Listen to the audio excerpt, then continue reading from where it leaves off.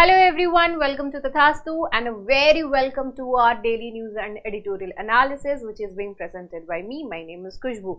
Let's get started with today's analysis. First of all, we will check out the table of contents. The very first topic which we are going to cover is related to surrogacy.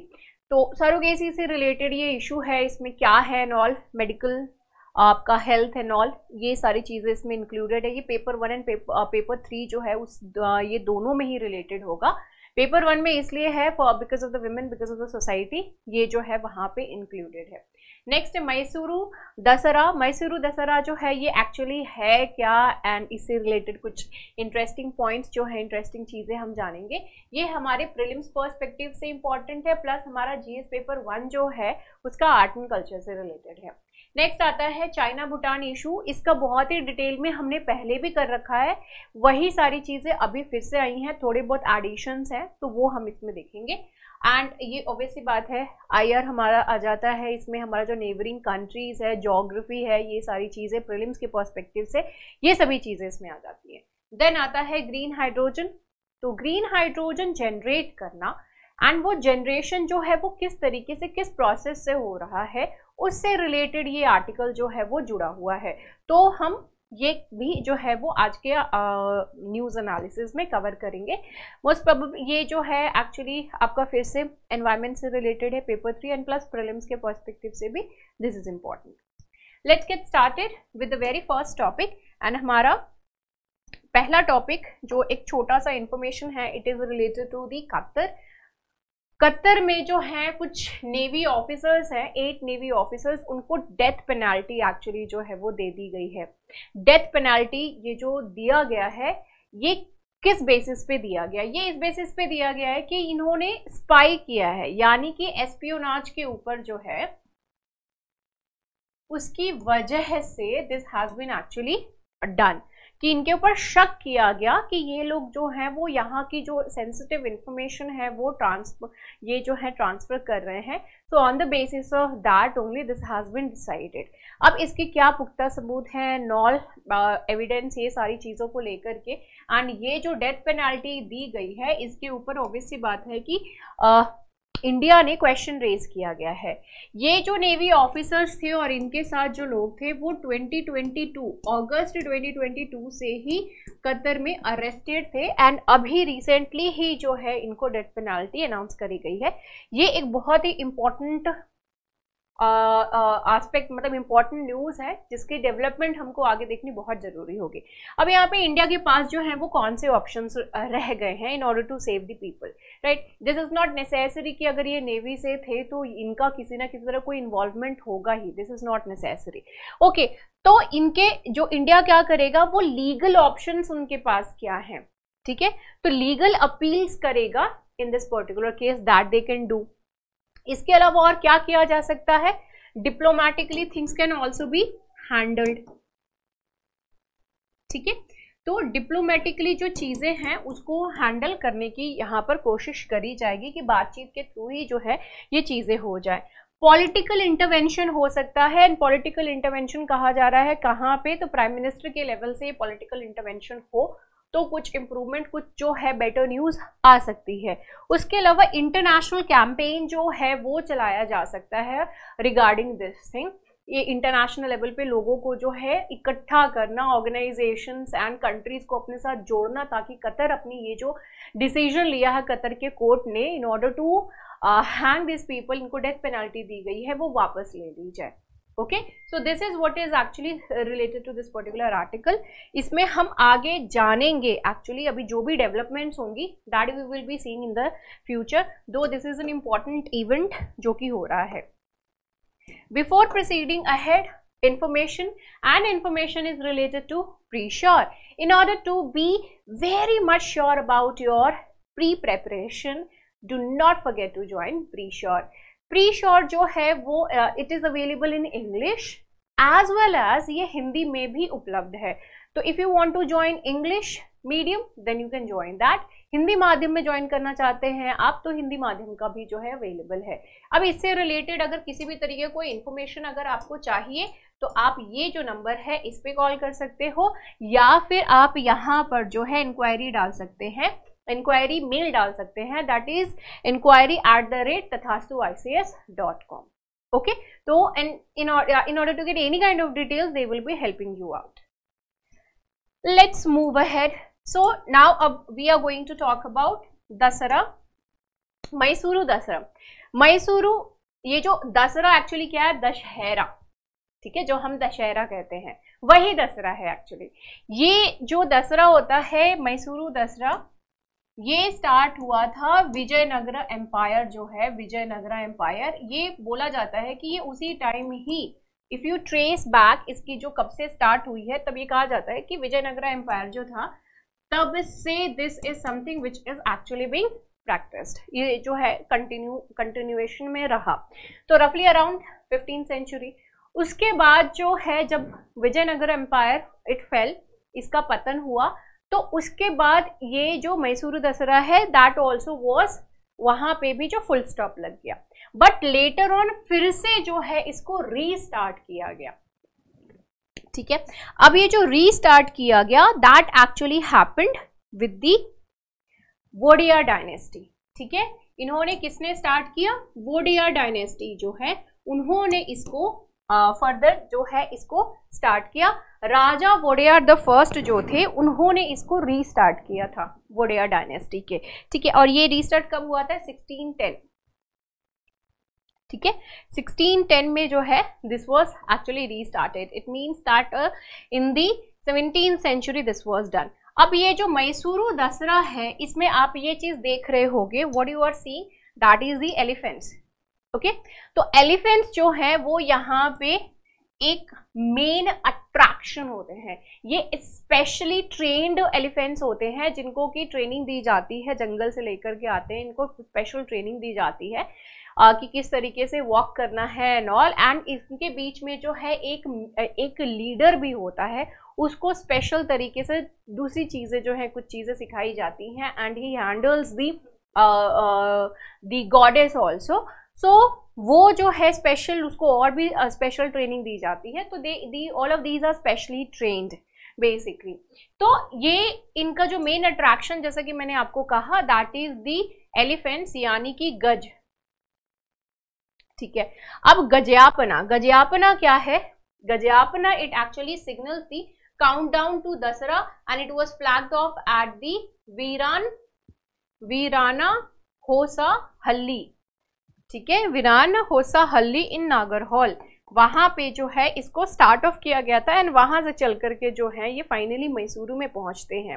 Right, अब ये जो festival है ये जब start होता है ये पूरा, ठीक है, जम्बू सवारी, जम्बू भी हम किसको कहते हैं, एलिफेंट्स को ही जो है वो कहते हैं. सो ये जो पूरा का पूरा फेस्टिविटी का सीजन है, मतलब ये फेस्टिविटी, ये सारी चीजें जो स्टार्ट होती हैं, it actually commences with the puja. एक पूजा होती है and that puja is done privately. It is privately held. Right, तो ये जो पूजा है इसको प्राइवेटली किया जाता है. It is privately held. And apart from that इसको जो पूजा है वो किसको ऑफर की जाती है, that is being offer to the Maa चाम्बू, sorry here. So here the puja is actually being offered to goddess Chamundeshwari. Okay, so it is actually being offered इनको जो है चामुंडेश्वरी जो है इनका स्पेसिफिकली यहाँ पर जो है वो एक्चुअली पूजा करी जाती है. राइट, अब यहाँ पे कुछ पॉइंट्स हम इनसे रिलेटेड देख लेते हैं.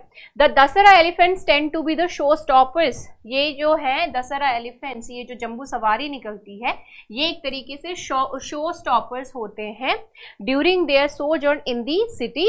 And it was a different this year as well. अब यहाँ पे क्या था डिफरेंट इस बार कैसे हुआ, क्योंकि क्राउड अच्छी खासी थी. एंड ये क्राउड आई थी देखने के लिए अंबारी आने. अंबारी आने मतलब जो लीडिंग एलिफेंट होता है, जो कि मैंने अभी आपको यहाँ पे कहा, जो लीडिंग एलिफेंट है उससे उसको जो है वो अंबारी आने बोला जाता है. तो वो कौन था, Abhimanyu. He actually carries the golden howdah with the idol of goddess Chamundeshwari. उनकी जो आइडल है वो उसके ऊपर लगी थी और उसको वो कैरी करके जो है ये पूरी की पूरी जम्बू सवारी, ये जो पूरी की पूरी प्रोसेशन थी वो निकली थी। Okay, so that is what is related to the Mysuru Dasara. तो ये हमारा स्पेसिफिकली जो प्रीलिम से रिलेटेड एक इम्पॉर्टेंट एस्पेक्ट है। ठीक है, चलिए now let's move on to the China Bhutan boundary issue. तो चाइना भूटान बाउंड्री इशू जो है वो एक्चुअली अभी चल रहा है। Recently only we had covered a few things related to this thing and उसमें जो है हमने पूरा मैप देखा था, चाइना और भूटान के बीच में क्या इशू है, वो बहुत सारी चीज़ें बहुत ही डिटेल में करी थी। ठीक है, और उसका जो है इंडिया के ऊपर क्या फ़र्क पड़ता है, इंडिया का जो चिकन स्नैक है, सिलीगुड़ी कॉरिडोर जिसको कि चिकन स्नैक कहा जाता है, उसका क्या सिग्निफिकेंस है, उसको लेकर के हमारे अंदर क्यों इतना डर बैठा हुआ है कि चाइना अगर किसी तरीके से कोई एरियाज जो है वो भूटान से ले लेता है, स्वैप कर लेता है, तो हमारे लिए बहुत सारी दिक्कतें क्रिएट हो सकती हैं because of the security issue है स्पेसिफिकली यहाँ पर। ठीक है, so why are the China Bhutan boundary talks significant है। सिग्निफिकेंट क्यों है वो तो मैंने आपको पहले भी बहुत डिटेल में बताई हुई थी। Let's check out this particular image. इस इमेज में ये जो सारे के सारे जो तीन दिख रहे हैं ये ओल्ड डिस्प्यूटेड एरियाज है। इसके अलावा ये जो साक्तेंग वाइल्ड लाइफ सेंचुरी है, तो ये अपना मैप में अब ये बता रहा है, कौन बता रहा है, चाइना बता रहा है कि भाई ये जो है हमारा एरिया है।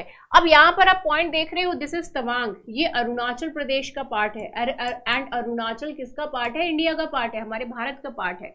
अभी इसके अंडर आ करके ये जो यहाँ पे साक्तेंग वाइल्ड लाइफ सैंक्चुरी है उसके ऊपर बोल रहा है कि हमारा कब्जा है। ये तो बहुत ही बड़ा खतरनाक चीज हो जाएगा इंडिया के लिए, क्योंकि तवांग के ऊपर चाइना अपना हक मानता है स्पेसिफिकली। ठीक है, अरुणाचल प्रदेश, ये डोकलाम तो आप सभी को याद ही होगा, डोकलाम स्टैंड ऑफ जो हुआ था जहां पर कि भूटान का ये जो पार्ट है डोकलाम, यहाँ पर दीज चाइनीज की जो पीएलए है वो यहाँ पर आ गई थी।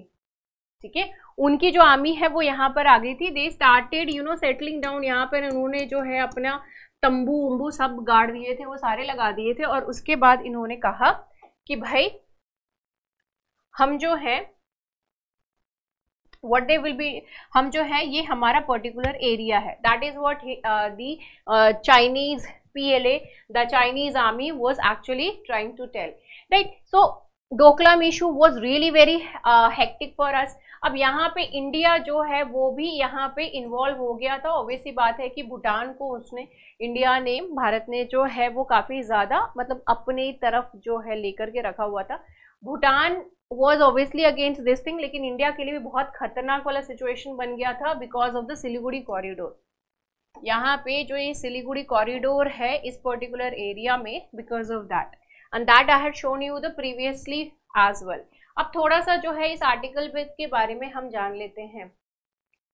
ठीक है, अभी रिसेंटली चाइना और भूटान ने कोऑपरेशन एग्रीमेंट जो है उसको इन्होंने साइन किया है। ठीक है, कोऑपरेशन एग्रीमेंट इन्होंने साइन किया है। अब ये कोऑपरेशन एग्रीमेंट क्या है, responsibilities and functions of the joint technical team on the delimitation and demarcation of the Bhutan China boundary. ठीक है, demarcation of the Bhutan China boundary तो समझ में आता है कि डिमार्क किया जा रहा है कि कहाँ कहाँ जो कौन कौन से पॉइंट्स जो है वो बॉर्डर्स में आ रहे हैं हमारे बीच में। डिलिमिटेशन का मतलब क्या है कि you are redefining the boundaries. ठीक है, रीडिफाइन किया। डिलिमिटेशन कमेटी आपको याद होगा, इसमें लोकसभा की जो सीट्स हैं उसको लेकर के, राइट। अब ये जो डिलिमिटेशन है यहाँ पर, ये किस चीज़ के लिए बात कर रहा है, क्योंकि चाइना ने यहाँ पर ऑफर किया है भूटान को कि क्यों ना हम कुछ एरियाज को स्वैप कर लें। और ये जो स्वैपिंग की बात कह रहा है, इस स्वैपिंग में सबसे ज़्यादा खतरनाक एरिया यही चीज़ इंडिया के लिए लग रही है, डोकलाम। ठीक है, एंड ऑब्वियस सी बात है कि ये वाला एरिया तो I don't think so that Bhutan जो है, भूटान की गवर्नमेंट वो किसी तरीके से ये particular area that is the Sakteng wildlife sanctuary वो देने के हालत में रहेगी, and that shouldn't be done also. वो तो पॉसिबल नहीं लगता है। बट डोकलाम ऑब्वियस सी बात है कि ये एक हमारे लिए एक बहुत बड़ा कंसर्न जरूर है। This is really very huge concern for the Indian government, right. Okay, तो अब ये सिग्निफिकेंट क्यों है? ये सिग्निफिकेंट इसलिए है काफ़ी, क्योंकि बहुत सालों बाद इनके बीच में जो टॉक्स हैं वो फिर से स्टार्ट हुए हैं. Bhutan and the Tibetan autonomous region shares a contiguous border to Bhutan's north and west since 1984. ठीक है, सिंस 1984 क्या हुआ कि टोटल 24 टॉक्स जो है, बातचीत का दौर इन दोनों के बीच में चला है.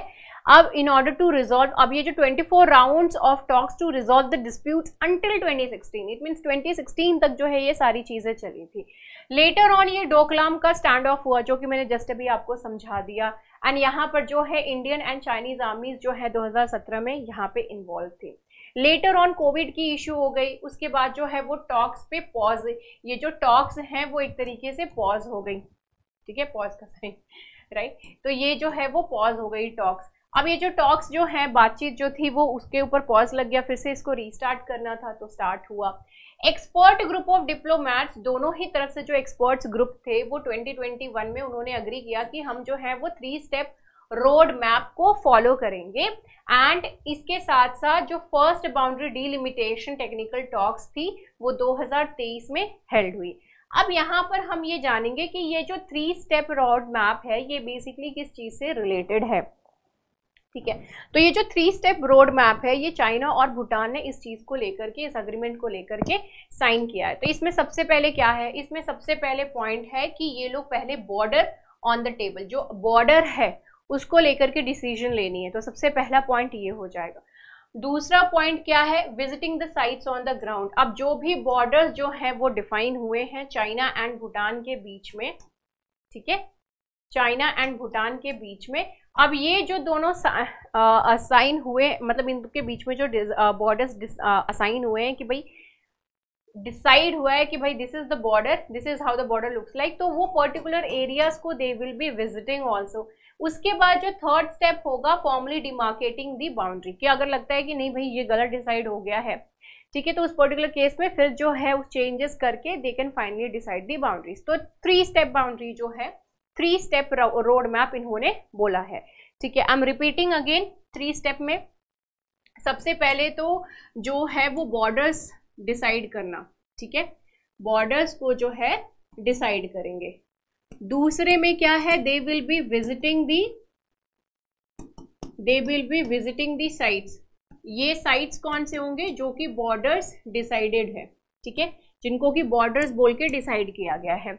अब तीसरा पॉइंट क्या है कि ये लोग फिर से उसको चेक करेंगे एंड देन फाइनलाइज.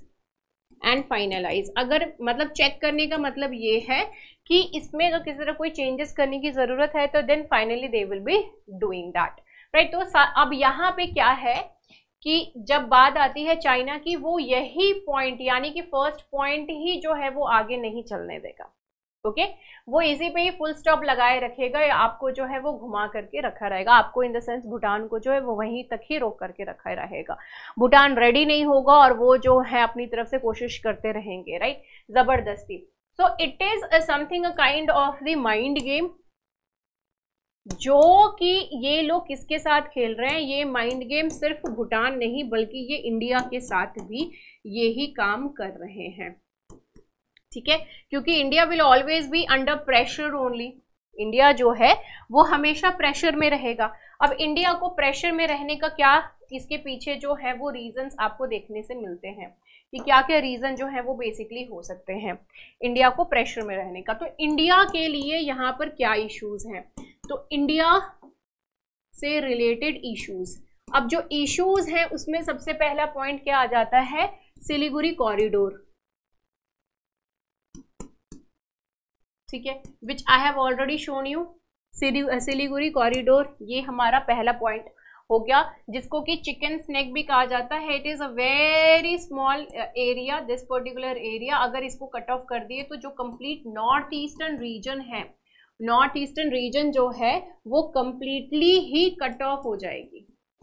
ठीक है, ये जो नॉर्थ ईस्टर्न रीजन है वो कंप्लीटली कट ऑफ हो जाएगी फ्रॉम द इंडियन पार्ट, क्योंकि यहाँ पर जो है this is the Bangladesh.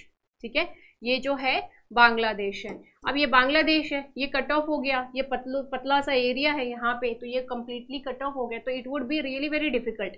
China जो है वो हमेशा से अरुणाचल प्रदेश के ऊपर जो है अपनी नज़र बना करके रखा हुआ है, तो अरुणाचल प्रदेश जो है वो कट ऑफ करने की कोशिश करेगा। उसके अलावा डेफिनेट सी बात है कि वो फर्दर आगे भी प्रॉब्लम क्रिएट करेगा हमारे लिए, ठीक है, राइट।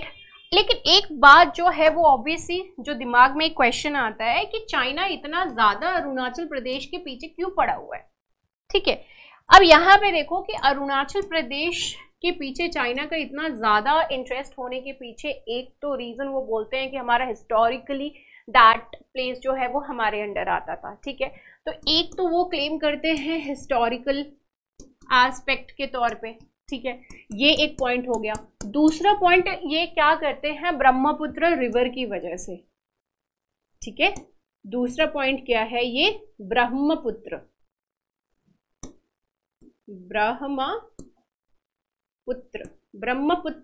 रिवर जो है इसकी वजह से।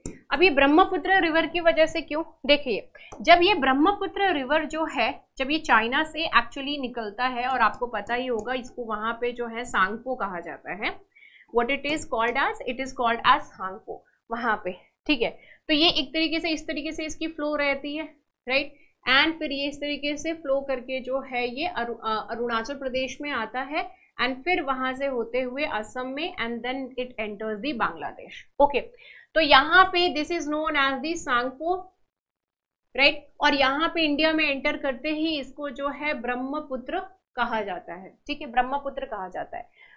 सो जनरली व्हाट हैपेंस कि जिस कंट्री से ओरिजिनेट होती है कोई रिवर, तो मैक्सिमम वाटर जो है वो अपने पास ही रखते हैं उस रिवर का। This is the general notion, and this is what actually happens also, not the general notion, this is what actually happens. सबको इंडिया जैसे नहीं होते, जो इंडस वाटर ट्रीटी के हिसाब से अगर हम देखें तो 80% हम क्या कर रहे हैं, दे रहे हैं, सिर्फ 20% अपने पास रख रहे हैं, ओके, बट जनरली ऐसा नहीं होता है, ओके। अब यहाँ पर यही पॉइंट देखिए, तो होना तो यही चाहिए, ठीक है, but the point over here is that कि ये निकल तो भले ही वहां से रही है, चाइना से, यानी तिब्बत की रीजन से आ रही है, बट जो मैक्सिमम वाटर एडिशन है, वाटर अगर ऐड करने की बात हो, वाटर का जो एडिशन होने की बात हो रिवर में, ठीक है, तो वो होता कहाँ पे है, वो अरुणाचल प्रदेश में मैक्सिमम वाटर का एडिशन होता है, and this is the reason why the Arunachal Pradesh is of so much of importance. ये इतनी ज्यादा जो है वो इम्पोर्टेंट है, ठीक है। चलो अब नेक्स्ट यहाँ पर पॉइंट आ जाता है हमारा कि सिलीगुड़ी कॉरिडोर इंडिया का इशू है, सिलीगुड़ी कॉरिडोर एक हो जाता है। इसके अलावा इंडिया यहाँ पे क्यों परेशान है, क्योंकि China is actually investing a lot of money. China जो है वो बहुत सारा पैसा जो है वो इन्वेस्ट कर रहा है, it is investing a lot of money, बहुत सारा जो पैसा है वो इन्वेस्ट कर रहा है, कहाँ पे, इंडिया के नेबर्स में, इंडिया के नेबर्स। अब ये जो इंडिया के नेबर्स हैं, पाकिस्तान हो गया, अब ये जो नेपाल हो गया, बांग्लादेश हो गया, ठीक है, श्रीलंका हो गया, म्यांमार हो गया, right, everywhere it is investing a lot of money, ठीक है, ये बहुत सारा जो पैसा है वो एक्चुअली इन्वेस्ट कर रहा है। अब ये जो पैसे होते हैं वो एक्चुअली क्यों दिया जाता है, this is done for the development purpose, कि आप जो है ये पैसे लो और अपना जो इंफ्रास्ट्रक्चर है उसको डेवलप करो, ठीक है। अब अपना इंफ्रास्ट्रक्चर डेवलप करने के लिए बात जो है वो जरूर बोल दी, लेकिन all these money are given in the form of loan. ये जो पैसे से भरी पोटली जो है, ये जो पोटली पकड़ा देते हैं इनको, पैसे से भरी हुई पोटली, तो वो जो पोटली है वो लोन वाली पोटली है, ठीक है। So this is actually having, this has been actually given as a loan. तो अगर अभी आप लोगों ने देखा ही होगा, अगर आपने ध्यान से पढ़ा है, तो चाइना जो है वो एक तरीके से डेट ट्रैप वाला केस कर रहा है। इसमें होता क्या है कि पहले तो डेट दे दो, यानी उधारी दे दो, उधार जब नहीं चुकाए, if when they are not able to pay the loan, तो फिर क्या करना है, वो जो इंफ्रास्ट्रक्चर डेवलप किया है उसके ऊपर कब्जा कर लो। तो दैट हैपेंस। अब ये इस तरीके की चीजें इंडिया की जितनी भी नेबर्स हैं उन सभी के साथ ये कर रहा है। पाकिस्तान में तो पाकिस्तान ऑक्यूपाइड जो कश्मीर है, इंडिया का जो पार्ट इन्होंने कैप्चर कर रखा है, वहीं पे they are doing, right. So ये कंट्रीज अगर फंस गई तो ऑब्वियस बात है we are also going to be the target and we are the target basically. अब ये श्रीलंका में जो हम्बनटोटा पोर्ट था उसको डेवलप किए, दे वर नॉट एबल टू पे मनी, फिर उस पर यहाँ पर जो है इंडिया ने बहुत हेल्प करी है ताकि ये उस डेट से जो है ये उबर सके। तो बहुत सारा पैसा जो है वो इन्वेस्ट कर रही है। सिलीगुड़ी कॉरिडोर जो है वो एक इशू है। So these are some of the problem. मैं सारे प्रॉब्लम नहीं बता रही हूँ, ये कुछ प्रॉब्लम है। अब यहाँ पे अब ये अगर स्वैप कर लेते हैं तो अगर कुछ एरियाज जो है स्वैप कर लेते हैं तो सिलीगुड़ी कॉरिडोर बहुत बड़े खतरे में यहाँ पर आ जाएगा। So this is what is actually happening and India जो है इस चीज से रिलेटेड बहुत ज्यादा दिक्कत में है। अब यहाँ पे पेंटागन रिपोर्ट जो है वो पेंटागन रिपोर्ट के हिसाब से ये पॉइंट हमको पता चला है कि चाइनीज जो है वो चाइनीज आर्मी वहां पे अंडरग्राउंड स्टोरेज फैसिलिटीज भी बना रही है। They are still doing, Doklam plateau की बात हो रही है, वहां पे ये अंडरग्राउंड स्टोरेज फैसिलिटीज जो हैं वो बना रहे हैं। उन्होंने वो बनाया है, न्यू रिकॉर्ड्स इन्होंने जो न्यू रोड्स सॉरी वो उन्होंने वहां पे बना लिए हैं। नए विलेजेस इन्होंने जो है विलेजेस जो भूटान के साथ डिस्प्यूटेड एरिया है वहां पे इन्होंने विलेजेस भी जो है डेवलप कर लिए हैं। तो इस तरीके की सारी प्रॉब्लम्स जो है वो हमारी चाइना के साथ चल रही है which is really very difficult and concerning. Basically ये हमारे लिए बहुत बड़ा कंसर्न है, बहुत बड़ा वाला ना, ढेर सारा एस्ट्रिक मार्क दे दो, बहुत बड़ा वाला कंसर्न है एक्चुअली हमारे लिए। Okay, so all these things I have already explained. Now let's move on to the next topic and ये जो हमारा नेक्स्ट टॉपिक है it is related to the surrogacy. अब एक्चुअली सरोगेसी में क्या है कि ये पॉइंट कहा गया है कि ठीक है आप सरोगेसी के थ्रू जो है you can become parents, but biologically जो है वो वो जो बच्चा है वो आपका होना चाहिए। ठीक है, तो बायोलॉजिकली आपका होना चाहिए, लेकिन आप सरोगेसी जो मतलब सरोगेसी का जो कॉन्सेप्ट है वो जरूर आप कर सकते हैं। इसका मतलब है egg in sperm mother and father का होगा एंड उसको आईवीएफ के थ्रू जो है डेवलप करके जो सरोगेट मदर होगी उनमें इंड्यूस किया जाएगा एंड फाइनली जब बेबी होगा तो वो पेरेंट्स को दे दिया जाएगा। So this is how it is suppose to be done to biologically. अब यहाँ पे यही जो बायोलॉजिकली कनेक्ट करने की जो बात है तो इसमें मदर एंड फादर दोनों ही हैं, या सिर्फ फादर भी हो सकता है या सिर्फ मदर भी हो सकती है, मतलब ऐसा कुछ भी कोई कॉन्सेप्ट है कि नहीं। एंड अपार्ट फ्रॉम दैट हम ये जो सरोगेसी से रिलेटेड हमारे जो भी रूल्स एंड रेगुलेशंस हैं उसमें भी कुछ खामियां जो हैं वो इस पर्टिकुलर केस के थ्रू सामने आई हैं, क्योंकि एक मदर है, एक लेडी है एक्चुअली, तो ये जो लेडी है she is actually suffering from a very rare medical condition, एक बहुत ही रेयर मेडिकल कंडीशन है जो कि इनको है इस चीज की दिक्कत। और इस चीज में एक्चुअली है क्या कि ओवरीज एक्चुअली नहीं है उनकी, ठीक है, सो ओवरीज नहीं है and even the uterus is also not there, no ovaries no uterus. So अगर ओवरीज नहीं है तो baby zygote and all everything won't be able to develop.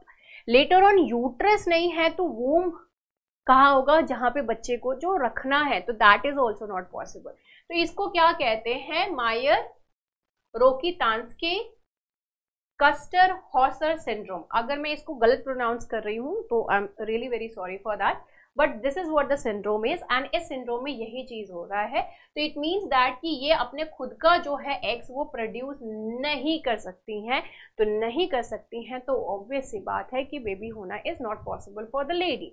अब यहाँ पर जो है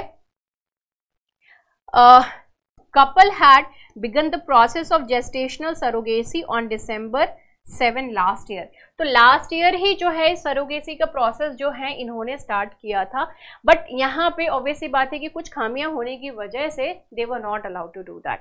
द थिंग इज दैट अब यहाँ पे इन्होंने कहा, जो लेडी है उन्होंने कहा कि जो हमारा राइट टू पेरेंटहुड है उस राइट को you are actually taking away. If someone is ready to अगर कोई जो है वो रेडी है सरोगेट मदर बनने के लिए तो there shouldn't be any kind of problem नहीं होनी चाहिए। और अगर पेरेंट्स जो भी माँ बाप बनना चाहते हैं वो केपेबल हैं बच्चे को हैंडल करने के लिए, they are having all the amenities and everything, they can take care of the child very much, very nicely, तो उस पर्टिकुलर केस में जो है वो कोर्ट को किसी तरह कोई दिक्कत नहीं होनी चाहिए। है prima facie contrary to what is intended under the main provisions of the Surrogacy Act both in form as well as in the substance। यहाँ पे इन्होंने कहा कि ठीक है, देखने से तो ये लग रहा है, जो बेंच ऑफ जस्टिसेस थे उसमें से BV नागरत्ना एंड उज्जवल भुयन जी जो हैं उन्होंने ये चीज कहा कि देखने से तो ऑब्वियसली बात लग रही है कि सरोगेसी एक्ट जो है उसमें कुछ प्रोविजंस हैं जिसमें कि कुछ दिक्कतें जरूर दिख रही हैं। अब जो पेटिशनर थे उनके लॉयर ने कुछ बात पॉइंट आउट करी।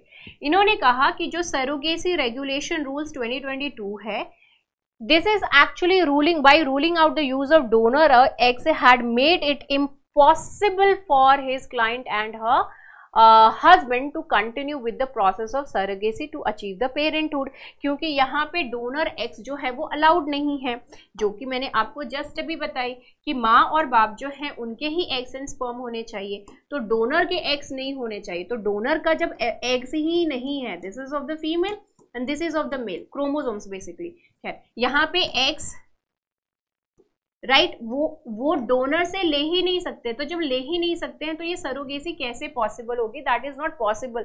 एंड दिस इज व्हाट ये कह रहे हैं कि जो पेरेंटहुड अचीव करने का जो इनका ड्रीम है that is actually being infringed because of this.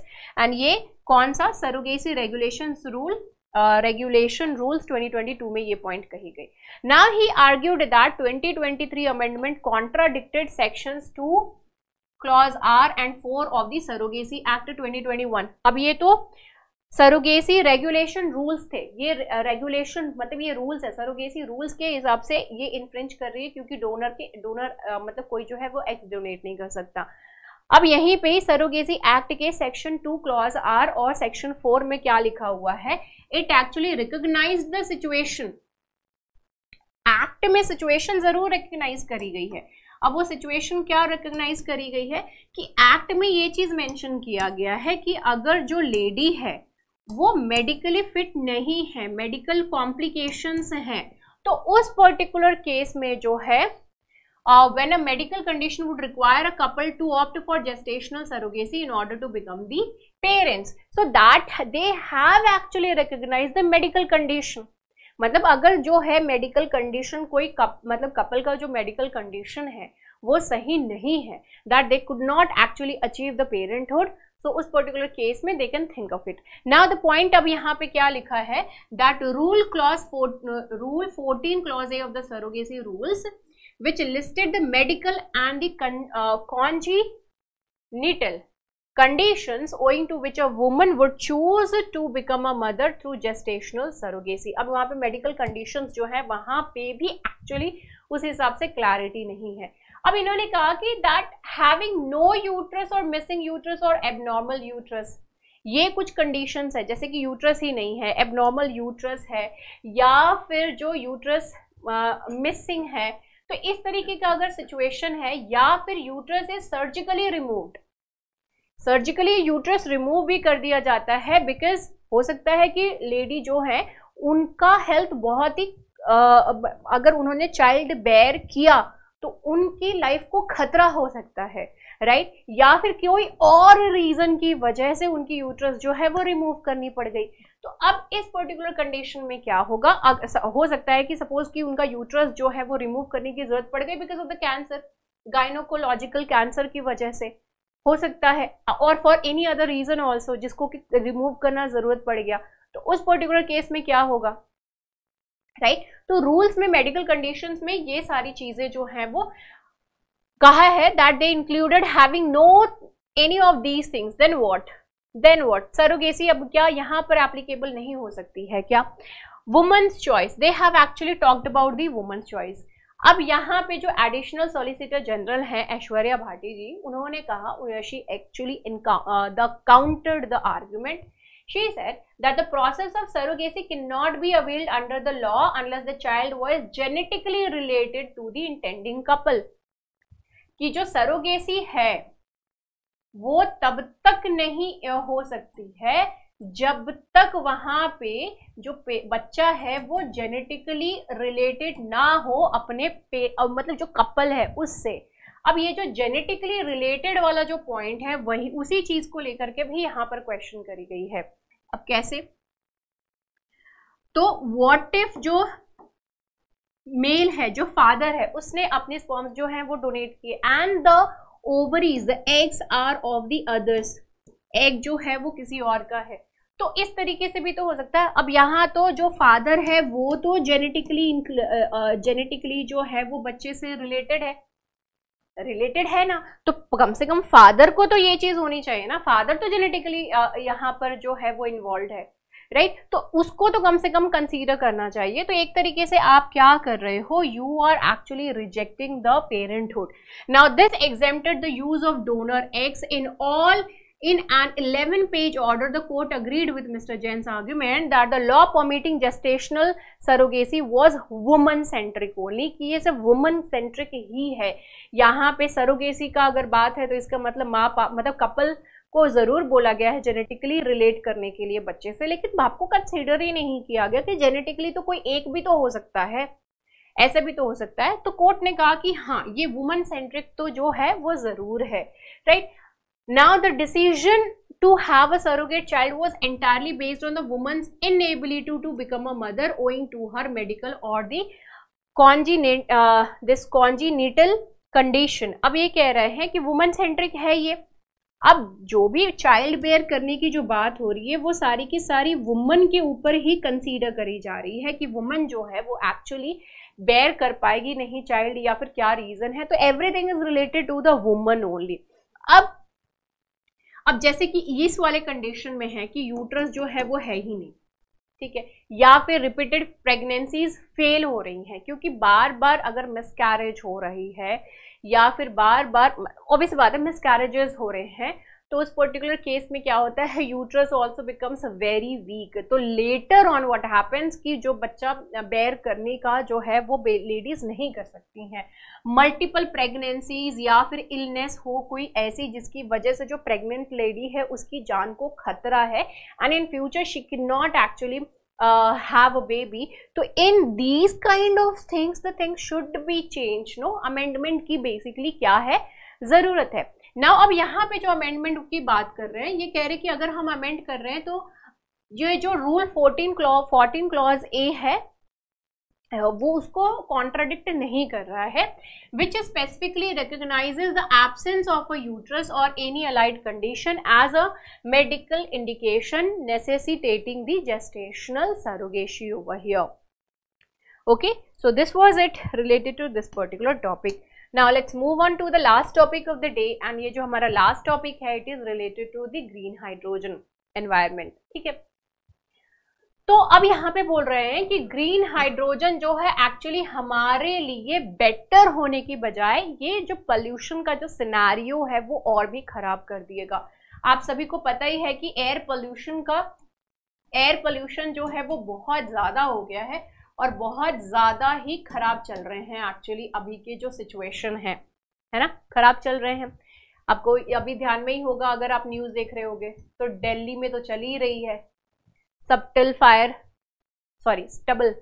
Fire की वजह से। उसके अलावा जो है मुंबई है ना, तो महाराष्ट्र, तो साउथ में भी महाराष्ट्र, यहाँ पर भी जो है वो एक्चुअली क्या चल रहा है, the pollution is really very worst. अब ये तो कुछ है, इसके अलावा कुछ स्पेसिफिकली देखें तो बिहार का Motihari, that is also very polluted place in our whole country, सबसे ज्यादा पोल्यूटेड। तो अब ये जो कुछ कंडीशन एयर पोल्यूशन की हालत इतनी ज्यादा खराब होती जा रही है और आप लोग बोल रहे हो कि जो हाइड्रोजन ग्रीन हाइड्रोजन है उसको हम एक्चुअली यूज करेंगे, तो ये हमको जानना जरूरी है कि जो ग्रीन हाइड्रोजन का प्रोडक्शन है वो एक्चुअली कैसे हो रहा है। ऐसा ना हो कि ये ग्रीन हाइड्रोजन को प्रोड्यूस करने के लिए वो हम क्या कर रहे हो, कोल ही बर्न कर रहे हो। तो जब हम कोल बर्न कर ही रहे हैं तो ग्रीन हाइड्रोजन जो है उसका क्या मतलब है ना, तो कोई ग्रीन वाली बात जो है वो एक्चुअली यहाँ पर नहीं हुई। तो एक रिपोर्ट है क्लाइमेट रिस्क हॉरिजन्स ये एक थिंक टैंक है बेसिकली। तो इन्होंने जो है कहा है कि पोल्यूशन का जो सिचुएशन है वो एक्चुअली और भी ज़्यादा वर्स हो सकता है। अब नेशनल ग्रीन हाइड्रोजन मिशन, ये मिशन ध्यान में रखिएगा, नेशनल ग्रीन हाइड्रोजन मिशन, ये ministry of new and renewable energy के अंतर्गत आती है। This becomes very important prelims perspective से कि कौन सा जो है किसके अंदर आता है। तो ये न्यू एंड रिन्यूएबल एनर्जी के अंडर आता है। ग्रीन हाइड्रोजन को आप जो है एनवायरमेंट मिनिस्ट्री के साथ जो है ज्वाइन मत कर लीजिएगा। ओके, सो दे एक्सपेक्ट कि हम 5 मिलियन टन्स जो है वो 2030 तक बाय 2030 हम जो है 5 मिलियन टन्स क्या कर सकते हैं, मैन्युफैक्चर कर सकते हैं green hydrogen. This is what we are estimating. Renewable energy, this would require the installation of renewable energy capacity worth 125 gigawatts and the use of 250,000 gigawatt hour units of power. इतना power हमको चाहिए होगा। इसी equivalent to about 13% of India's present electricity generation. तो हमारा जितना भी suppose कि 100 इलेक्ट्रिसिटी जनरेशन है तो जो 13 है, राइट, 13, अब ये इतना जो है, इतना परसेंटेज जो है वो हमको चाहिए होगा, इतना पावर जनरेट करना होगा in order to generate the green hydrogen. ठीक है, अब यही जो पावर बेसिकली जनरेट हो रही है वो कैसे जनरेट हो रही है, that is the matter of concern over here. तो उस चीज के ऊपर हमको ध्यान देने की जरूरत है। ऐसा नहीं हो कि भाई हम जो हाइड्रोजन, ग्रीन हाइड्रोजन प्रोड्यूस कर रहे हैं वो हो ही रहा है कोल की वजह से। The Ministry of New and Renewable Energy has defined green hydrogen, ये डेफिनेशन ध्यान में रखिएगा, ठीक है। इन्होंने ग्रीन हाइड्रोजन को डिफाइन किया है that as a hydrogen produced in a way that emits no more than 2 kg of carbon dioxide per kg of such hydrogen. अभी क्या हो रहा है, 1 kg of grey hydrogen is actually being produced as it is known ends up emitting 9 kg of carbon dioxide. अब यहाँ पे 9 kg of carbon dioxide जो है वो यहाँ पे एमिट कर देता है। तो मतलब क्या फायदा हुआ, नथिंग एक्चुअली। हम जिस चीज को सेव करने की कोशिश कर रहे हैं वही चीज नहीं हो रहा है, उसका अलग ही सीन जो है वो चल रहा है। मेन कंसर्न क्या है कि if the electrolysers were run 24/7 they would be expected to operate even at night when no solar power is available. कि अगर सपोज कि ठीक है आप बोल रहे हो कि दिन में जो है हम सोलर पावर को यूज करके हम इस तरीके से जो है एनर्जी जनरेट करेंगे, लेकिन अगर 24/7 ये काम करना है तो इसका मतलब रात में भी हमको चाहिए होगी उसी हिसाब से एनर्जी। तो उस टाइम कैसे होगा, क्या आप कोल बर्न करोगे? So there is if and buts बहुत सारे हैं, तो बहुत सारे वाइज हैं एंड बहुत सारे हाउस हैं इस चीज को लेकर के। Let's see if in future if we could actually get any of the news related to this thing, updated information related to this thing from the government. Okay, चलो, so this is it related to our DNEA. I hope that you people are enjoying. See you in the next video. Bye bye, take care and have a great time. Jai Hind.